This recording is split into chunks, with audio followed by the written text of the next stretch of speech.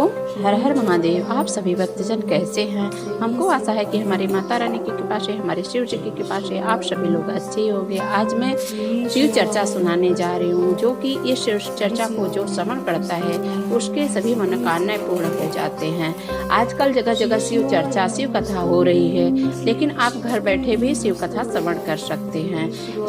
जिसके पास टाइम हो वो तो जगह जगह जा सकता है, जाना भी चाहिए, लेकिन जिसके पास समय नहीं है, समय का अभाव है, घर बैठे ही सोए हुए भी आप इस कथा को श्रवण कर सकते हैं। कथा को श्रवण करने से आपके जो घर में कठिनाइयाँ आती हैं वो सब दूर हो जाएंगी।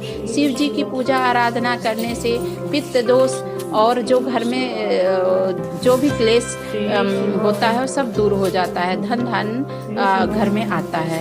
इसलिए आप इस कथा को अवश्य श्रवण करिए। हमारे चैनल को सब्सक्राइब कर दीजिए, लाइक कर दीजिए और बेल आइकन को प्रेस कर दीजिए, जिससे कि सारी नोटिफिकेशन आपके पास जाती रहे। तो आइए हम लोग कथा की ओर चलते थे। एक रमा नाम की लड़की थी, वह बहुत पूजा पाठ करती थी।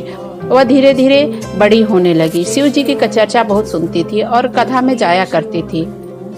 जब वो बड़ी हो गई तो उसके पिताजी ने उसकी शादी कर दिया और उसका घर अच्छा था, उसके घर में शादी कर दिया। तो फिर उसका पति और वो आराम से रहने लगी। उसका पति भी उसको बहुत मानता था और उसका जीवन सुखमय चल रहा था। कुछ दिन बाद उसका एक लड़का हुआ रमा को। जब वो लड़का बड़ा होने लगा, फिर उसके बाद में भगवान कहते हैं कुछ तो परीक्षा लेते हैं, कुछ अपने कर्मों का फल हमें भोगना ही पड़ता है। इसलिए रमा का जो बुरे समय थे वो बीच में आ गए। रमा दुखी हो गई, क्योंकि वो जो पूर्व जन्म की जो कर्म की थी उसकी वजह से वो दुखी हुई। तो वो दुखी हो गई। उसके पति जब खत्म हो गए, जब उनकी मृत्यु हो गया, तब मृत्यु के पश्चात वह दुखी होने लगी। फिर उसके बाद में अपने बालक का, जो अपना लड़का था, उसका लालन पालन करने लगी और उसको खूब पढ़ाने लिखाने लगी और मेहनत मजदूरी जो भी उसको करना था, अपना कुछ काम करके अपने लड़के को खूब पढ़ाया लिखाया। वो बहुत बड़ा आदमी बन गया शिव जी की कृपा से। अपनी माँ को बहुत मानता था वह लड़का। जब लड़का बड़ा हो गया, बहुत बड़ा आदमी भी बन गया, तो बहुत धन दौलत हो गया। तब उसने शादी का समय हो गया, तो वो अपने बेटे से कहा, बेटा अब तो बड़ा हो गया, शादी करना है। उसकी शादी कर दिया। तब जब लड़का पढ़ा लिखा था तो बहू को भी पढ़ा लिखा ही लाना था, तो उसने शादी एक पढ़ी लिखी लड़की के साथ की। तो वह लड़की जब आई घर में तो क्लेश करने लगी उनकी बहू। तो रमा बहुत दुखी होने लगी और वह शिव जी से जाके कहती है, शिव जी महाराज, हमको कैसी बहू आ गई कि जो कि हमसे लड़ाई करती है। वह अपने जो रमा की बहू थी, वो अपने पति के सामने तो मीठी मीठी बोलती थी सास से और सारा काम कर लेती थी, लेकिन जैसे ही वो ऑफिस जाता था तो सारा घर का काम रमा से करवाती थी। और उसके बाद में वह जब चला जाता था तो उससे खूब लड़ाई करती थी। तो वो रमा बहुत दुखी रहती थी, कहते थे, हे भगवान, कहाँ से हमें कष्ट ला दिए। शिव जी सब सुनते रहते थे। कुछ ही दिनों के बाद वो सिखाते सिखाते अपने आदमी को ऐसा सिखा दिया कि उसका लड़का भी अपने औरत के बस में हो गया। वही बात जो कहती थी वही मानने लगा और अपनी माँ का धीरे धीरे ध्यान कम कर दिया। तो ऐसा नहीं, आप अपनी माँ को, अब जो भी कथा सुन रहा अपने माँ को की बातें अवश्य, कभी माँ भी मानती हूँ कि कभी खराब हो जाती है, लेकिन ये है कि माँ के ध्यान रखिए जो कथा सुन रहे हैं, क्योंकि माँ एक एक दिन का करके अपने बच्चों को पढ़ाती लिखाती है, बड़ा आदमी बनाती है। तो माँ का भी बात सुनना आवश्यक होता है। इसलिए माँ की बात अवश्य सुने। जो बच्चे कथा सुन रहे हैं तो उनको ज़्यादा फायदा होगा, क्योंकि माँ के चरणों में ही चारों धाम होता है। माँ के चरणों में ही सारी देवी देवता निवास करते हैं। जो माँ का चरण छू के कोई काम पे जाता है तो उसके साथ देवता भी साथ चलते हैं। इसलिए जब कोई देवता को प्रसन्न करना हो तो अपने माँ का चरण छू के ही वो काम करे तो ज़्यादा ही अच्छा होता है। तो वह जो थी रमा नाम की औरत थी, वह बहुत दुखी रहती थी। एक बार उसने अपने पति को सिखाया, कहा आश्रम छोड़ा। तो वह जो रमा थी वो सुन ली। उसे बड़ा दुख हुआ और वह कुछ बोली नहीं, और वह अंदर जाके अपने पति के सामने रोने लगी, कहने लगे कि आज यही दिन हमें देखना रह गया है, आप चले गए, क्यों हमें छोड़ के चले गए, आप रहते शायद तो हम दोनों लोग ये कष्ट सहते तो ज़्यादा ही अच्छा होता, कम से कम हम 2 लोग तो रहते जो कि एक साथ मिलके सुख दुख को बांट सकते थे, हमारे बच्चे दुख देते तो कहीं हम लोग एक जगह तो रहते। आज लड़का मेरा कह रहा है, पत्नी की बात सुन के कह रहा है कि हम अनाथाश्रम से उड़ाएंगे, या लड़का भी सपोर्ट कर रहा है कि चलो ठीक है मैं छोड़ आऊँगा, तो खूब रोने लगी।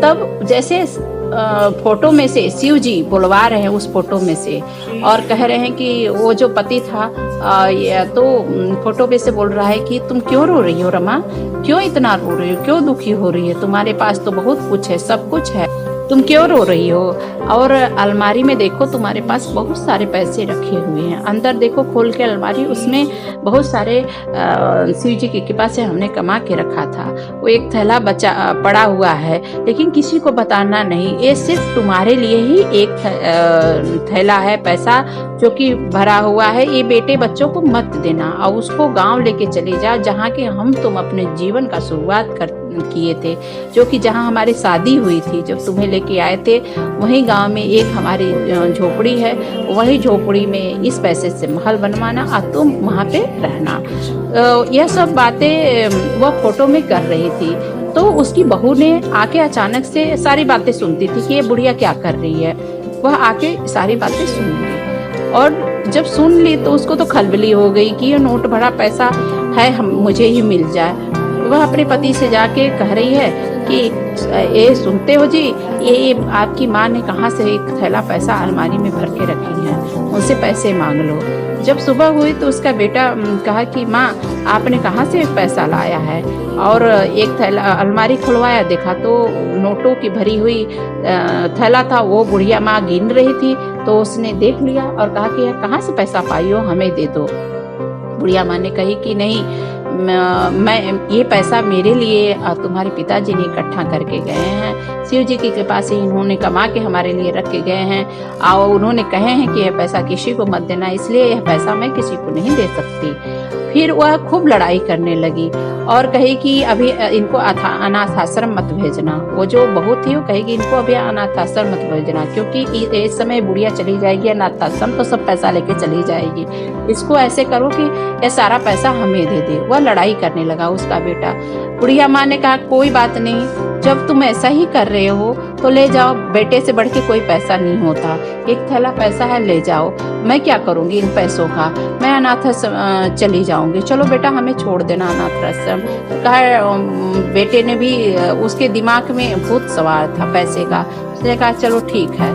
ऐसा करके वह चला गया ऑफिस जाते वक्त उसको बहुत भारी एक्सीडेंट हुआ, क्योंकि उसको भगवान को दिखाना था कि तुम्हारी माँ ने 3 के 3 का जोड़ के अब कैसे तुम्हें बड़ा किया है, कैसे पढ़ाया लिखाया है। तो शिव जी तो बुढ़िया माँ की बहुत सपोर्ट करते थे। इसके बाद में वह क्या हुआ कि जब वो ऑफिस गया तो उसके रास्ते में बहुत भारी एक्सीडेंट हो गया। वह ऐसा नौबत आ गया कि वह लड़का जो था मरने जैसे हो गया। सारे डॉक्टरों ने जवाब दे दिया।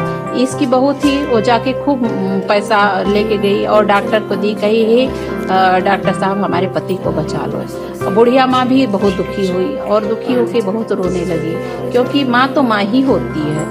रोने लगी, कहने लगी कि हे भगवान आप हमारे बच्चों को, हे शिव जी हमारे बच्चे को बचा लीजिए, हम ये दौलत लेके क्या करूँगी जब हमारा बच्चा ही नहीं रहेगा। माँ तो माँ ही होती है। तो ऐसा करके वह जो नोटों का भरा हुआ थैला था, कहा कि आपने एक थैला पैसा हमें शिव जी क्यों दिए हो, किस लिए दिए हो, ये पैसा आप वापस ले लो और हमारे लड़के को जिंदा कर दो, जिससे कि हम अपने लड़के को सही सलामत दे सके। ऐसा करते ही, प्रार्थना करते ही तो शिव जी ने कहा कि ठीक है तुम्हारा लड़का ठीक हो जाएगा, चिंता मत करो। स्वप्न द्वारा उनको बताए ठीक हो जाएगा, और कही कि आप पैसा ले लो, इस पैसे से क्लेश हो रहा है, इसलिए इस पैसे के बदले हमारे लड़के को ठीक कर दो। ऐसा ही शिव जी ने किया। फिर वह पैसा गायब हो गया, अलमारी में रखा गायब हो गया। वह मंदिर गई और शिव जी को जल चढ़ा के शिव जी का चरणामृत उठाई और लेके गई मंदिर रमा। जब वहाँ गई तो हॉस्पिटल गई तो वो देख रही है कि बहू वहाँ रो पीट रही है और कह रही है कि डॉक्टरों ने जवाब दे दिया, कहा है कि नहीं, मेरे से नहीं हो पाएगा, अब तुम्हारा पति मृत्यु के चरण में चला गया, अब वो नहीं ठीक हो सकता है, अब उसकी सांसें गिन लो कितनी देर में वो चला जाएगा। उसने कहा कुछ नहीं होगा, बहुत तू चिंता मत कर, ले ये चरणामृत और शिव जी का हम बेटे को पिला दे, हमारा बेटा को कुछ नहीं होगा, शिव जी की कृपा से खड़ा हो जाएगा।